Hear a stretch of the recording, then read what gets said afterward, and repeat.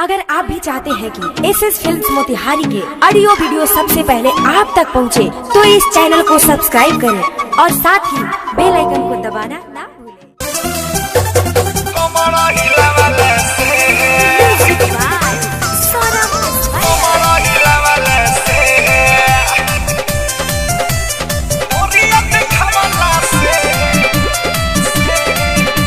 music by Shubham पटक जाई ऐसे देखैबो जो मन धक्का लटक जाई पगारी सट जाई कोनो पटक जाई ऐसे देखैबो जो मन धक्का लटक जाई तो खाली ढोरिया देखावला से हे लहिका के मन पनिया वाला से चली न काम कमर हिलावाला से तो खाली सुनो दूर से देखावला से चली न काम कमर हिलावाला से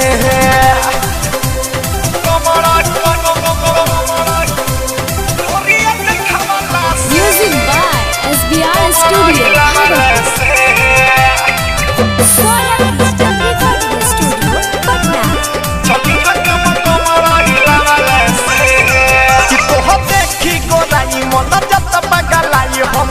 जात बानी तरह सके चलो लौटी के आरा हमर हो खता करा लीला जई हो तू एक बीता हो सके हो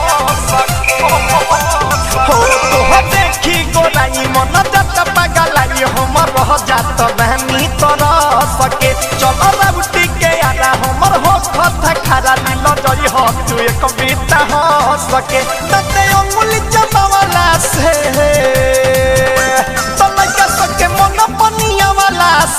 चली न काम कमर हिलावाला से चिकन ढोरिया देखावाला से चली न काम कमर हिलावाला से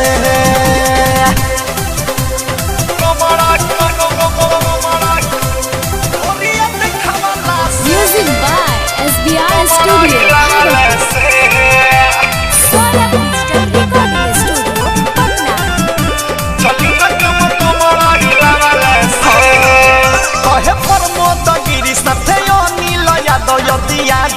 रतन रतने सहो आयु सौरभ गौरव साथे सुनी लगिरी रे सकदी बिहारी बीरगे सहो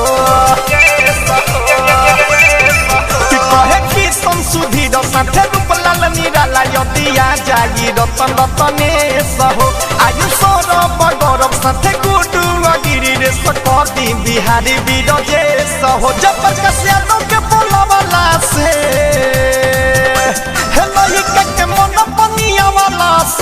चली न काम कमर हिलावाला से चिकन ढोरिया देखावाला से चली न काम कमर हिलावाला से पगारी सट जाई कोनो पटक जाई ऐसे देखैबो जो मन धक्का लटक जाई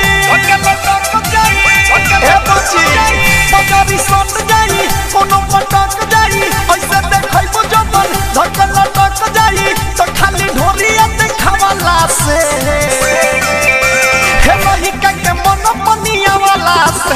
चली न काम कमर हिलावाला से